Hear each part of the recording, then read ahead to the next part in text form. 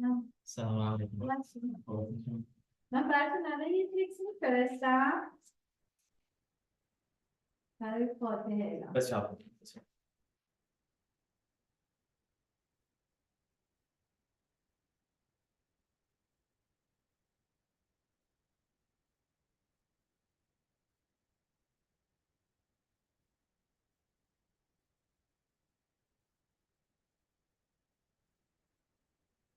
أعوذ بالله من الشيطان اللعين الرجيم. بسم الله الرحمن الرحيم وبه نستعين. أشهد أن لا إله إلا الله وحده لا شريك له إلها واحدا أحدا فردا صمدا لم يتخذ صاحبة ولا ولدا يا من اسمه دواء وذكره شفاء وطاعته غناء يا حي يا قيوم يا من لا إله إلا أنت. وأفضل الصلاة والسلام على سيدنا ونبينا وشفيع قلوبنا وطبيب نفوسنا رحمة للعالمين أبا القاسم محمد. اللهم صل على سيدنا محمد وآل محمد. اللهم صل على سيدنا محمد وآل محمد كما صليت على إبراهيم وعلى آل إبراهيم إنك حميد مجيد. ربنا لا تزغ قلوبنا بعد إذ هديتنا وهب لنا من لدنك رحمة إنك أنت الوهاب. يا الله يا كريم يا حق. أما بعد، السلام عليكم ورحمة الله وبركاته. Alhamdulillah, Allah subhanahu wa ta'ala has granted us this blessing and this opportunity to come together and to be present in these moments that are gateways to God's mercy and forgiveness. And Allah subhanahu wa ta'ala has chosen the day of Jum'ah as a day of gathering for the believers, as a day of reflection, as a day of community, as a day of renewal and recharge and recalibration. Last week, I mentioned briefly that Allah subhanahu wa ta'ala states in the Quran, Bismillah ar-Rahman ar-Rahim, قَدْ أَفْلَحَ مَنْ تَزَكَّى صَدَقَ اللَّهُ الْعَلِيُّ الْعَظِيمُ. And I noted that the Almighty has utilized the term aflah, and aflah, which comes from the Arabic metric balance of af'al, that conveys and demonstrates the perfection of something, the absoluteness of something. Hence, we get words like akbar, right? Akmal, atman, etc. And falah, this term refers to a number of things, including success, including supreme achievement, as well as ecstasy, this tremendous, complete state of joy and of happiness. Now, who is it that the Almighty has mentioned experiences this supreme success? Who is it that experiences this joy and this ecstasy of success?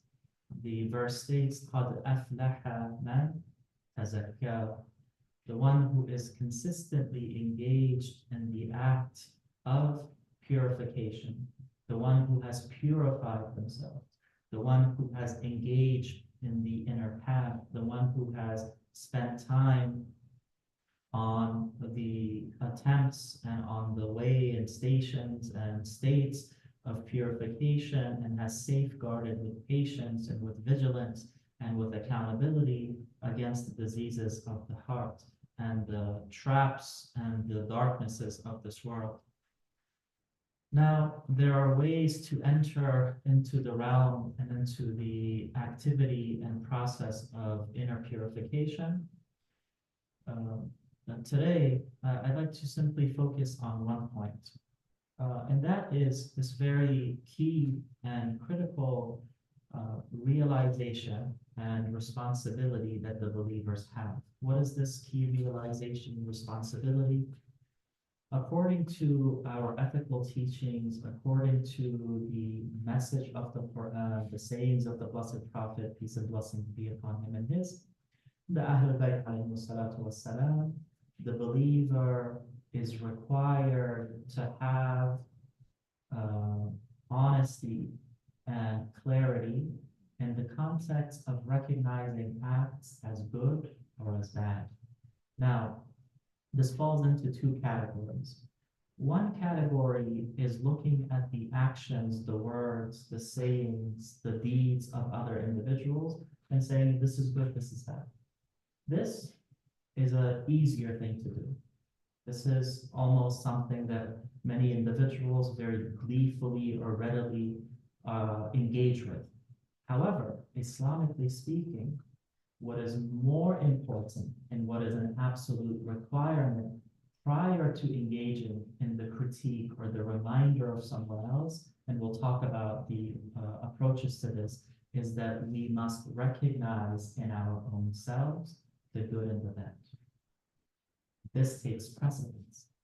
The good that you do, according to the teachings of this path of purification, the good that you do, you give grace and thanks to Allah subhanahu wa ta'ala, and you ask Allah subhanahu wa ta'ala to safeguard it for you, to protect it for you. The good that you do not look at the good that you do as something that is tremendous, something that is great, because what that leads to is arrogance. The individual becomes arrogant. However, the bad that you do, the shortcomings, the flaws that you and I have, that is a point of focus for us. Why, you may ask? It's not a point of focus to feel down, to feel depressed, or to feel incompetent. It's a point of focus because we are moving towards perfection. We are moving towards the love of God, and we are carried by the love of God, right? The ma'rifah and the recognition of Allah subhanahu wa ta'ala signs and the ayat, the awe-inspiring signs of Allah subhanahu wa ta'ala. Take anyone who has an iota of recognition and responsibility to recognize and to realize that there are greater achievements that are up ahead. There is a sweetness, there is a nur, there is a beauty that comes with this type of purification of the inner path. As long as and as until you and me and we do not see and do not give attention and do not work against the shortcomings and the flaws and the evil intentions and deeds that reside within us, our good deeds become damaged. What people tend to do, unfortunately, is we tend to ignore the flaws in ourselves. Right? We tend to think that we are perfect, we're good. But others, they are the ones who are flawed. They are the ones who need help. They are the ones who should be critiqued. Okay? This, according to the teachings of Islam, this, according to a commitment to the spiritual path, becomes the greatest flaw and the greatest the greatest flaw and the greatest prevention on the path of purification. If I think that whatever I hold, whatever I have is perfect, it's enough. I don't need to do anything else. You engage and you have become arrogant. And there is a formula, true and tested. You can link this back to the traditions of the Prophet ﷺ, and you can look at this as a clarity and a clarification to show these such individuals that in fact they are not immune to flaws and to shortcomings. And that is, the traditions mention that when an individual laughs or mocks, right, or attempts to ruin the reputation of another believer because of an action that they have done, because of a shortcoming, because of a flaw that they have, assuming and thinking that as an arrogant thing, that they would never engage in such a thing. They would never commit such a wrong. They would never make a mistake. And it doesn't have to be something big. When we talk about these mistakes, there are, of course, grades and gradations and layers to this. It doesn't mean that someone has gone and murdered someone. That's not what we're talking about. Someone, for example, did something unbecoming, something happened in the context of someone's family, something happened in the context of someone's business, something happened in the context of someone's social life, spiritual life, and so forth. And the person takes joy in seeing someone else fail, falter. They take joy in spreading the news that such and such an individual, this happened to them, this happened to their daughter, this happened to their son, this happened to their husband, this happened to their wife, their mom, whatever the situation may be. The traditions mention that you will be tested with the same calamity, with the same tribulation. If someone takes joy, some family problem happened, they say, well, they don't know how to manage and monitor their household. They're not responsible. They're not maybe pious enough. If they were pious, their child wouldn't do this. If they're pious, their son, their groom wouldn't do this. Their bride, their daughter wouldn't do this. Right? So they look at it as a mockery, and they look at it without deeply looking inside themselves and saying, what if I was in that same position? Would I be able to make the same mistake, or would I be able to actually prevent myself from doing it? And this is why Imam Ali sallallahu alayhi, and also in one way, this narration has been attributed to the beloved Prophet sallallahu alayhi wasallam, and it says that blessed are those who are so occupied with their own shortcomings and their own faults and flaws that they have no time to criticize or seek out the flaws of others. SubhanAllah. People are so busy, they are so engaged in looking inward, deeply reflecting, and asking, where can I improve? Where can I do better? If we are truly engaged in such an act, we don't have time to ask, well, or look at me, is he doing things the right way? Is she doing things the right way? Or if even that news comes to you, some people, they seek out news about others, and those news never tends to be good news, right? There's a term now that they refer to it. We used to say, "Ghaibat kadhan," right? Backbiting and doing something along this. And the Quran looks at it as one of the most obscene things that you can do. The Quran associates it as a parallel to eating the flesh of a dead brother.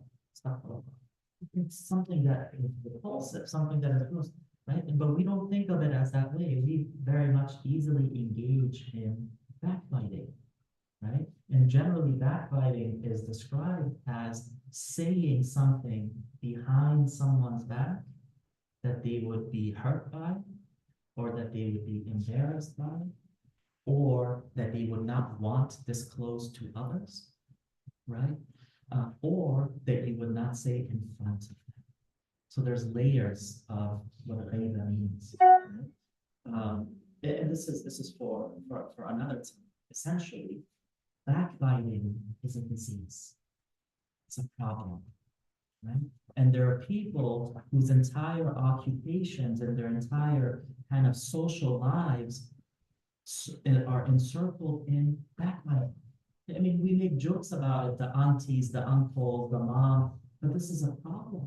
This is considered not only a social problem, but from the Islamic perspective, this is a spiritual problem. This is a disease. This is one of the things that has to be acted against on the path of tazkiyah, on the path of purification. We have examples from the Prophet ﷺ, and we have examples from our own teachers.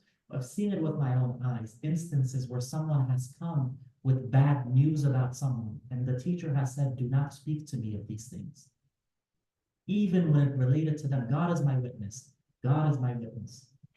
Someone came to one of our teachers of akhlaq and said, such and such person has said this about, he said, do not mention this to me, because the next time that I see them, I don't want to look at them differently. I don't want to look at them differently. And there are people who do this. There are people who come and they say, well, did you know that such and such person, they said this or they did this? They told me this, right? And both our poets, Shaykh Sa'di and others, both our mystical teachers and guides, both our spiritual religious tradition mention this. If someone comes and discloses the fault of others to you, guess what? They're going to take your secrets, they're going to take your situation, they're going to take your faults, and they're going to convey it to other people. This is a fact, right? How many of us have heard from people say, well, you know what such and such person told me? But don't tell others. I'll share it with you. But as soon as you hear, but don't tell others, you know that this person has told others and it's going to reach other individuals as well. It's human nature. It's very, very, very rare for us to find people who actually safeguard the secrets that reach them, right? Or if something really heavy reaches them, instead of using it as telephone and as conversation subject, they pray for the person. They offer help for that individual. They try to reach out to them and say, hey, I've heard such and such issue is affecting you. Is there something that we can do? Is there something that I can do? Is there a way that we can help you? Right? This is Islam. This is our social, spiritual commitments to one another. If we take a pause, sometimes problems are so prominent in a community, they're so prominent in a society that they are no longer recognized as problems. They are no longer recognized as problems because you become desensitized to it. It becomes normal. For example, in America, especially in the Bay Area, traffic is a normal thing. It's a normal thing. People being stuck in traffic for 45 minutes, an hour, 45 minutes is a treat, is it not? An hour and a half, 2 hours longer, one way, right? But what if you go to a society where instead of cars, people have public transportation? Excellent public transport. For example, Copenhagen in Denmark, right? Or Germany, other places, right? They have a bike culture where people very easily, irrespective of age, young and old, can sit on a bicycle and can easily access points of necessity, whether it's grocery store, whether it's hospitals, whether it's restaurants, public. For us, we look at it and we say, well, this is really different. This is very, maybe here you see some people biking to work. Maybe you see some people using a bicycle for exercise or something, but it's not a culture. For us, this has become a regular thing. However, traffic, especially the bumper to bumper intense traffic that the Bay Area has layers of problems. One is, of course, environmental, the toll that it takes on infrastructure, the cost that it has, both with respect to time, right? And with respect to spending, with gas prices being on the rise. Then there's the psychological and emotional impact that it has. How many people sit in traffic calm and happy? How many incidents of road rage? How many incidents of accidents due to distraction, due to falling asleep, due to all of these other things happen regularly, right? Drunk driving and other things. They happen regularly. But these are things that we've become desensitized to. We just kind of accept it as, well, this is kind of how it is in the Bay Area. We have bad traffic. How many people come forward and say, but how did we get here? How did we come out of this place, right? So I use this example to say that at a spiritual level, there are often, at a personal level, there are often things that are problems that are no longer recognized as problems. And the path of Tazkiyah is that you confront, you come face to face with things that you do not recognize or that you have ignored or that we have ignored as problems to be the problems that they are. Ghaiba is one of those things. Backbiting is one of those things. You see? Arrogance is one of those things.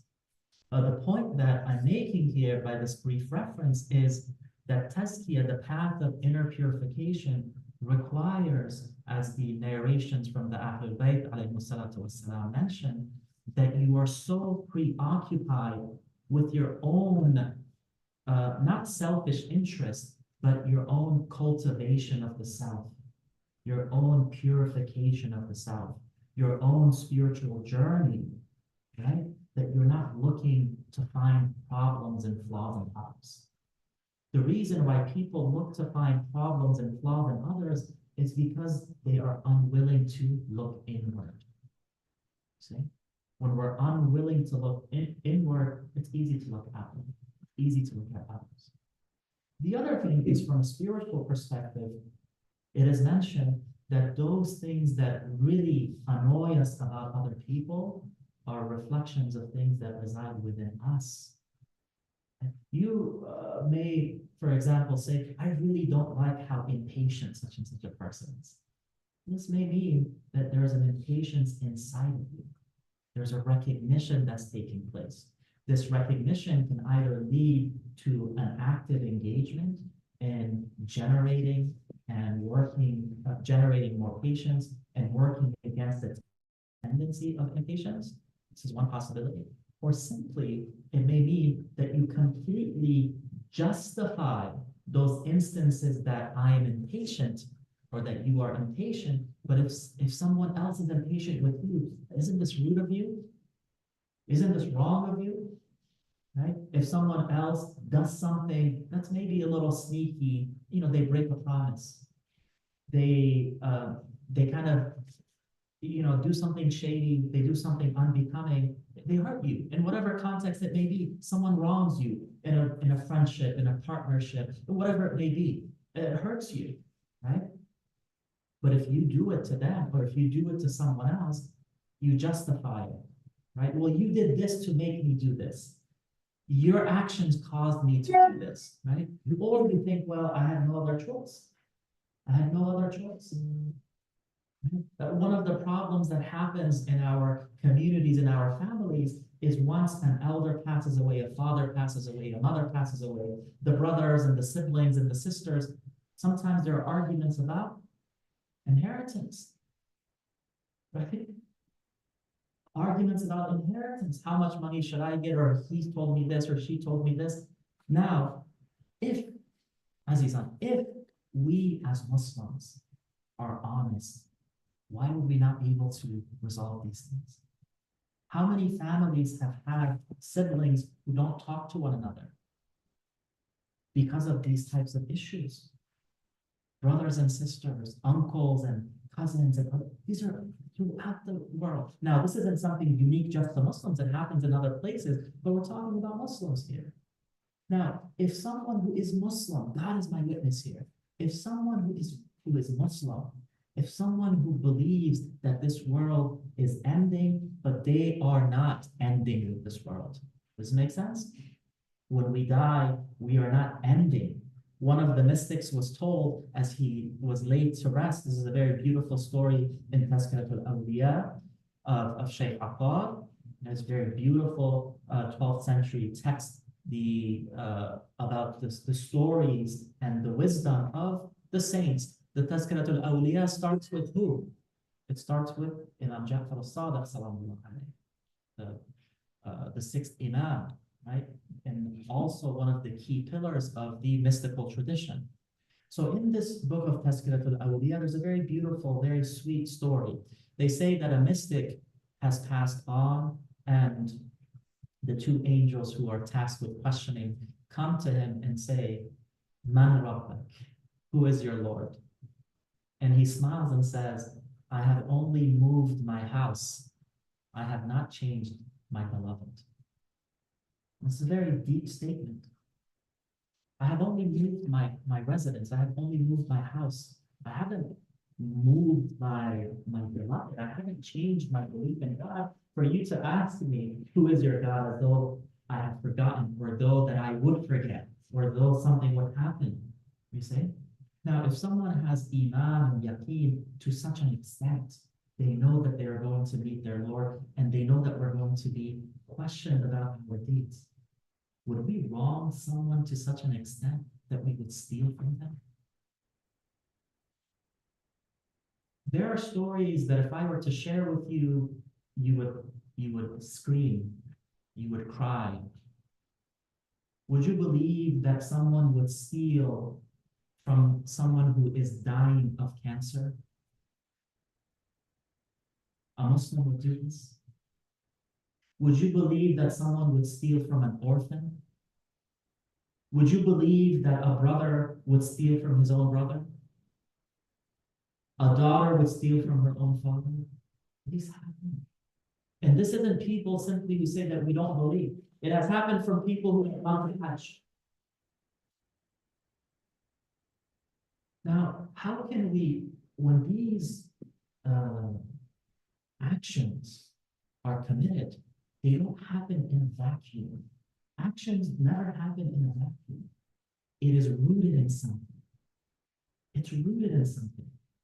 When someone does good, Imam Ali sallallahu alayhi says that the doer of good is better than the good itself, is greater than the good itself.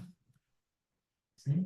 Because there's something, the action is a temporary thing, but they are greater than that action because there's a reality of goodness. There's a reality that leads them towards goodness that resides in them, that's perpetual. You see? Now, actions don't happen in vacuums. They are traced back to something. The other day, you may have heard in Georgia, there was the very shocking and troubling story of a social sciences teacher who harassed and threatened a 7th grade Muslim student of a desire to slit her throat, his words, and to kill her in the parking lot, amongst other profanities that he shouted and screamed and directed towards her. Absolutely horrendous, absolutely unhinged, sociopathic behavior for a 7th grader is a 13-year-old child, a 12-year-old child. For a man of however years old he may be, to direct that type of anger and specificity of acts to slit the throat of a child is not just something someone says in anger that's normal. This does not happen in a vacuum. This is an indication of a system, of a framework, of a life that has dehumanized and has accepted the usage of some of this obscene and extreme violence towards others. No one, just a normal person, doesn't just come up and say, if I'm angry, well, I'm going to cut your throat. This is an obscene thing. I've mentioned this before, but one of the adab of the act of zabiha, the act of killing an animal, is that you do not cut the throat of the animal in front of other animals. Even in that extent, Islam offers safeguarding, because it is, as much as it's a sacred act, there's still a protection, there's still a harm that could happen. You're not supposed to do it in front of children. This is a mistake that Muslim communities make. Sometimes it's common to take a young child and place them. This is not okay. This is an abnormal thing to do. You see? So many things become accepted and normalized amongst people, amongst individuals, which are very problematic. See? So Islam is telling us that if you and I are engaged in inner focus and inner work, you're not looking for the flaws of others. Even if you see the flaw of others, you say, well, if I was in that position, how do I know that I would do something better? Okay. We ask Allah subhanahu wa ta'ala for guidance and mood. We ask Allah subhanahu wa ta'ala for the strength and the focus and the patience to deal with our inner flaws. We ask Allah subhanahu wa ta'ala to protect and to perfect and to illuminate our inner state, our akhlaq. We ask Allah subhanahu wa ta'ala to grant us sincerity and knowledge that is beneficial and acts that are intentionally only for Allah subhanahu wa ta'ala. Ya Allah, we ask you for healing. We ask you to increase us in taqwa and God consciousness. We ask you to allow us to receive more inspiration and more reminders of good and of nur from you. Ya Allah, increase our love for you and increase our love of the Prophet sallallahu alaihi wasallam and the love of his Ahlul Bayt alayhi salatu wassalam and the love of the righteous. Ya Allah, allow us access to the inner realms of the Quran. Allow us to experience the beauty of Salat. Ya Allah, resolve the problems that we have, our personal problems, our financial problems, our emotional problems, our family problems, our social problems, our political problems. Ya Allah, Ya Allah, grant protection to the innocent people of Gaza. Ya Allah, bring about a lasting justice and peace. Ya Allah, grant them freedom and allow them to break the shackles of this devastating occupation. Ya Allah, grant us rulers who are just. Grant us scholars who are truthful. Grant us believers and people who are brave and who are generous and tender and righteous. Ya Allah, grant our silent one voices of truth. Ya Allah, grant our speakers a commitment to truth and accountability before you. Ya Allah, grant our rich generosity and grant our poor richness and contentment. برحمتك يا أرحم الراحمين. بسم الله الرحمن الرحيم. إنا أعطيناك الكوثر فصل لربك وانحر إن شانئك هو الأبتر. صدق الله العلي العظيم. صلوات. اللهم صل على محمد. الله الله. أعوذ بالله من الشيطان اللعين الرجيم. بسم الله الرحمن الرحيم وبه نستعين وأفضل الصلاة والسلام على سيدنا محمد وآله الطيبين الطاهرين وأصحابه المنتجبين الميامين. ربنا أتمم لنا نورنا واغفر لنا إنك على كل شيء قدير. رب اغفر وارحم وأنت خير الراحمين. اللهم نظر إليك في دولة كريمة تعز بها الإسلام وأهله وتذل بها النفاق وأهله. فأما بعد, respected brothers and sisters, once again, Assalamu alaikum wa rahmatullahi wa barakatuh. May Allah subhanahu wa ta'ala bless all of you and bless all of us. May Allah subhanahu wa ta'ala sustain you and preserve you on this path and in the commitment. And may Allah subhanahu wa ta'ala grant you the very best and protect you from calamities and tribulations. We ask Allah subhanahu wa ta'ala to grant comfort and ease to all those who are sick. We ask Allah subhanahu wa ta'ala to grant forgiveness to all those in need of it and seeking it in all of us. We ask Allah subhanahu wa ta'ala to increase us in tawfiq and in rizq. Ya Allah, we ask you to grant us that which is best in all realms and all aspects of our lives. And Ya Allah, allow us to enter the grave covered in nur and to be raised from the grave with nur. Rahmatika ya arhamar rahimin. We've been mentioning that Allah subhanahu wa ta'ala highlights in the Quran, Bismillah ar-Rahman ar-Rahim, قَدْ أَفْلَحَ مَنْ تَزَكَّى. The ones who are truly successful, the ones who experience the ecstasy of success, according to the Quran, are those who have purified their inner states, purified their heart, purified their intentions, purified their knowledge, purified their tongue, purified their eyes, purified their possessions. All of these various things that we have and all of these various things that we have access to require a purification.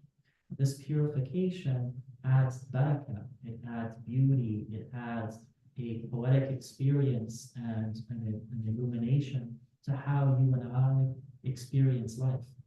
And if you think about it, the most essential thing for the human being is to understand how best to experience life and attempt to experience it. That's it. You know, they've been doing these research studies where they ask people who are nearing death, if you could go back, right, what would you do? And these are the questions that always asked. And you know, one of the things that people never say, I wish I made more money. No one says this. We think that the material is the only thing that gives us happiness. And this is not true. What do people wish for? They wish to have spent more time with their family and loved ones. They wish to have traveled more.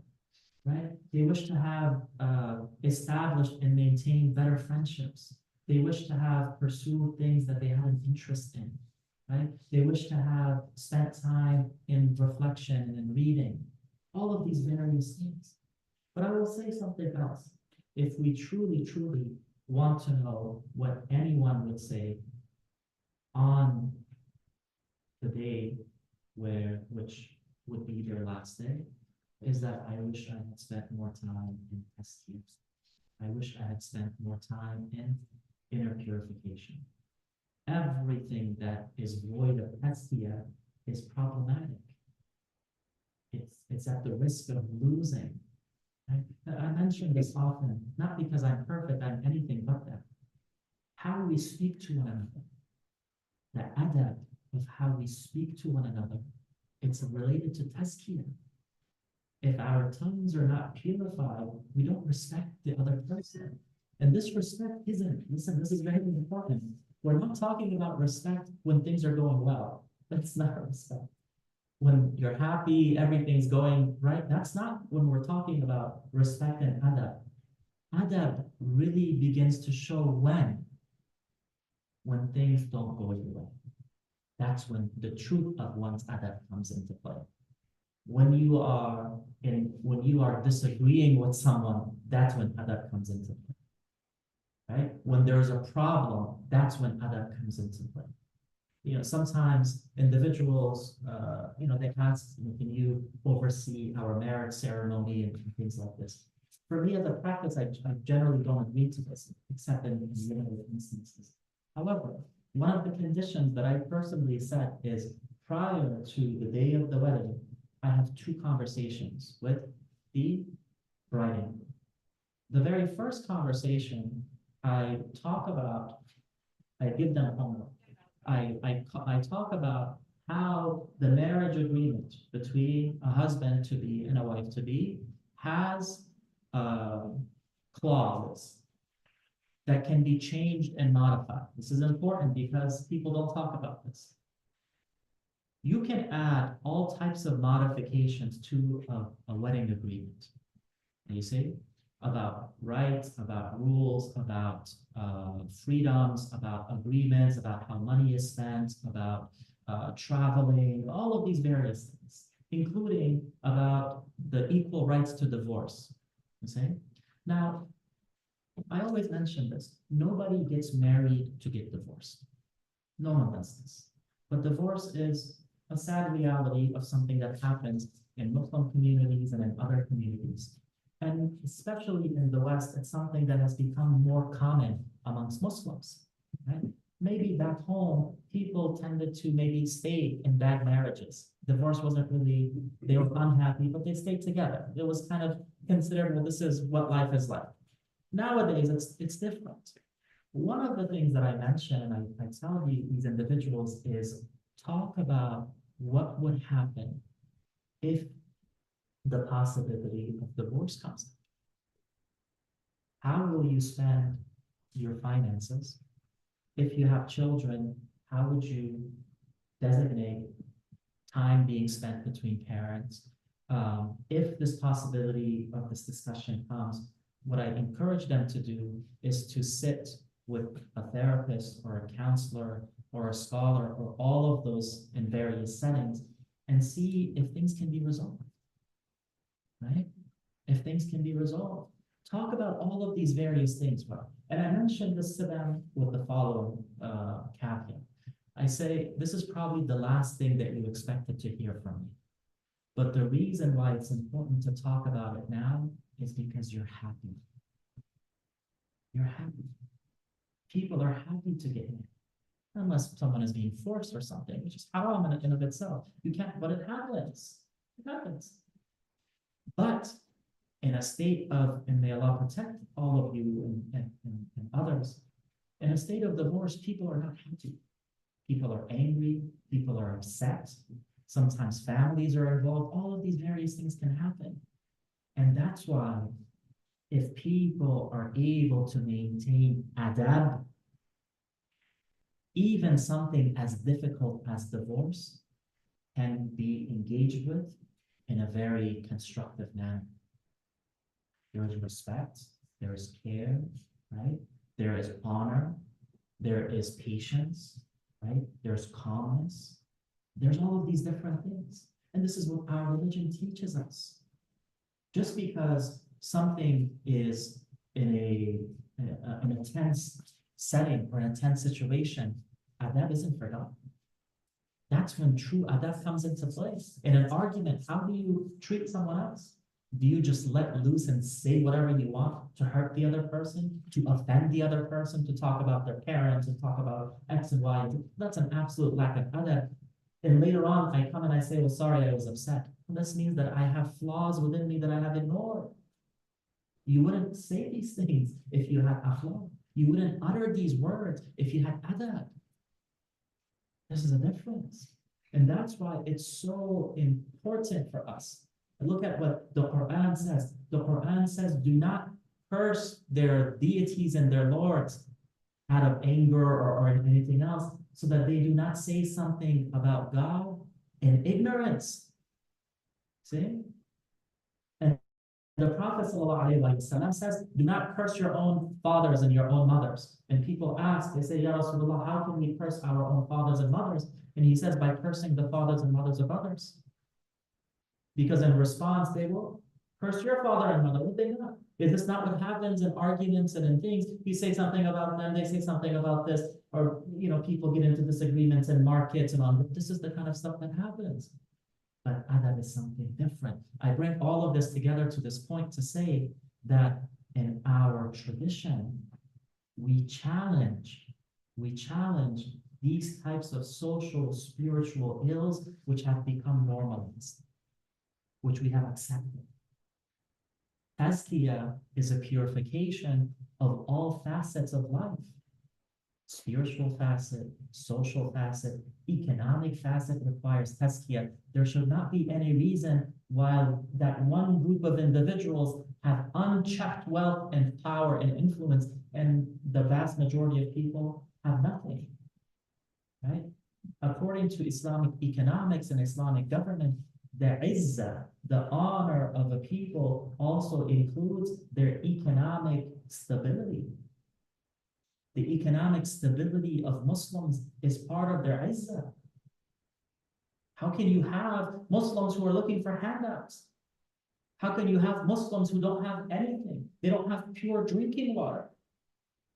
This is an offense. This is a sin for a government, rulers, a system to be in place, and people are deprived of these basic elements that they need: water, shelter, access to education, access to healthcare, access to safety, prevention and protection against violence, against assault. You can't just come and grab someone, and just because you have a badge on as a cop or as an officer or something, and hit them, spit on them, arrest them, curse at them, slam them to the ground. No, you can't do this.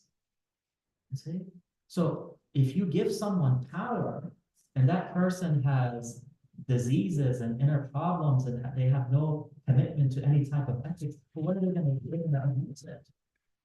And they're going to abuse it.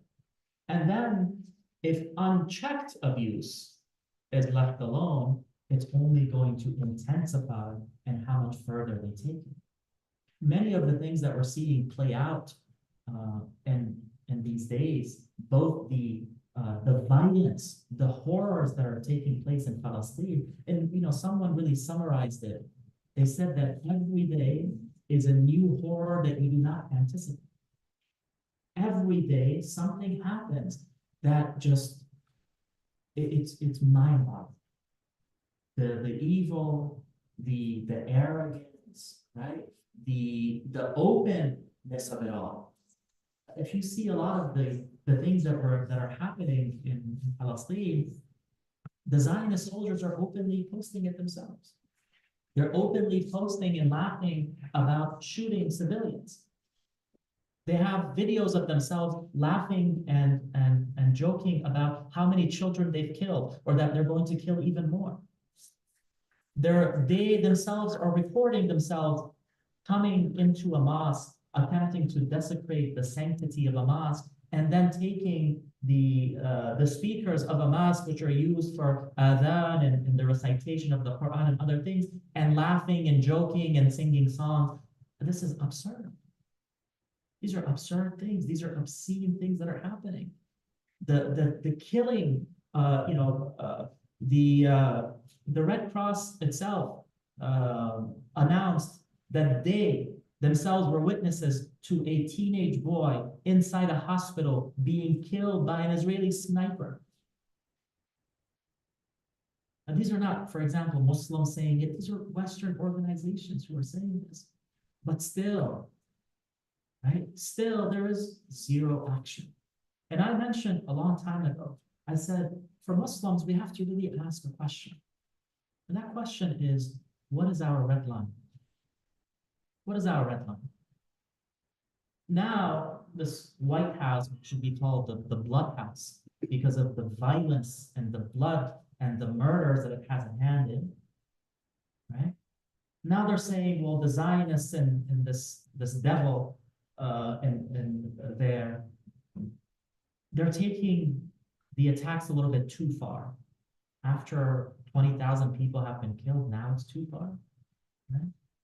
It comes back to a point, brothers and sisters, and that is that we Muslims for too long have been made to accept that we are to be victims, that we are to be oppressed, that we are to have governments and systems and leaders who betray us, that we are to struggle with stagnant economies, that we are to not have political freedom, that we are to not have religious freedom, that we are to suffer from these extremist groups and ideologies and tendencies that both the East and West have a hand in and contribution to, that we are too busy in these fighting, this inner fighting of Shi'i, Sunni, of Arab and non-Arab, of this country and that country. This is what has kept us busy. And in the wild, who has suffered? We have. And our death and our murder and our destruction has become a regular thing. It has become a regular thing. But if we are to truly be people who are free, if we are to truly be people of dignity, of izzah, that the Quran tells us that we are, and that we should maintain, and that we should strive for, well, how can this happen? If we do not offer respect and dignity to all who are Muslim. See? Those who are committed. Our red line is one person. That's our red line. Not hundreds, not thousands, not tens of thousands. One person. And our red line is one person, not just a Muslim, but any innocent human being who is killed and wronged and abused is a red line in Islam. One of the most famous events during the rule of Imam Ali sallallahu alayhi is that some people had harassed a Jewish woman and had ripped her anklet from her. And the narrations mention that the Imam said that if the Muslims do not pick up their swords to protect this person and to defend this person, they have picked the fight with God. Now, all of these so-called Muslim countries ruled by the most corrupt individuals, we're now in the third month of innocent individuals, men, women, and children, who are being intentionally killed and murdered in the most demonic ways possible. Which one of these countries, such as Egypt, such as Tunisia, such as Jordan, such as Saudi, and others, which one of them have come to the aid of the Palestinians? None. Which one of them have threatened an economic boycott? How many of them have threatened to stop the gas? None of them. How many of them have threatened by force that we are going to get involved? None. And the sad reality is that these people do not have the interest of Muslims in mind. They have the interest of corporations. They have the interest of money. They have the interest of the grand geopolitical schemes. And they are in bed with the Zionists themselves. That's why you see people who are going on Umrah, who are wearing the Palestinian kufiya, are being attacked and they're being detained, and their kufiyas are taken away from them. Not just in America where people are being harassed. Bayt al-Haram. This is shocking. Is it not? This is obscene, is it not? If this, my final point, if this event is unable to unite and to unify the Muslims, we have lost our way. If we do not wake up, if we do not change, if we do not actively work, if we do not look internally to ask what has brought us to this moment, what has brought us to this moment where it's more than 20,000 because there are thousands who are still under the rubble. You see the videos of Palestinians, not with tools, but with their bare hands, bringing out the crushed bodies of babies and men and women and the elderly, right? Probably we're looking at 30 to 40,000 people. Astaghfirullah. If this does not wake us up, if nothing changes in us, we've lost our way. We've lost our way. And we have to turn it internal first. We have to always turn internal first and ask ourselves, Ya Allah, how can I become better? And in the act of becoming better, how can I be of service on the path of truth and justice? Not for personal gain, not for monetary gain, not for leadership, nothing like that. How can I be of service? And we ask Allah subhanahu wa ta'ala to grant all of us to be of service on the path of righteousness. We ask Allah subhanahu wa ta'ala to grant our hands and our possessions and our tongues and our abilities to be a protector of the oppressed and to be a weapon against the oppressors. We ask Allah subhanahu wa ta'ala to unite this ummah. We ask Allah subhanahu wa ta'ala to remove the difficulties and the problems that people face. We ask you, Ya Allah, to grant healing to those who are sick, to grant sakina to those who are maimed. Ya Allah, we ask you to embrace in the fullness of life those who have been martyred. Ya Allah, we ask you to grant protection to those who are resisting the occupation. Ya Allah, we ask you to grant us the best in this world and in the hereafter, and to unite us and to free all of the oppressed people throughout the world. برحمتك يا أرحم الراحمين. بسم الله الرحمن الرحيم. والعصر إن الإنسان لفي خسر إلا الذين آمنوا وعملوا الصالحات وتواصوا بالحق وتواصوا بالصبر. صدق الله العلي العظيم.